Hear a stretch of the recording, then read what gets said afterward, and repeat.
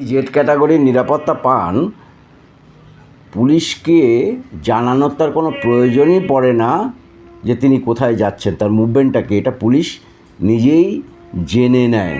তিনি যখন বাড়ি থেকে বেরোন তখন পুলিশের গাড়ি থাকে, ওয়্যারলেসের মাধ্যমেই পুলিশ অন্যান্য দপ্তরের সাথে কমিউনিকেট করে, অন্যান্য জায়গার সাথে কমিউনিকেট করে যে তিনি কোথায় যাচ্ছেন। কাজেই মাননীয় মুখ্যমন্ত্রী শুভেন্দু অধিকারী বলছেন যে মমতা ব্যানার্জি যেখানে যাবে যেন পুলিশকে জানিয়ে যায়।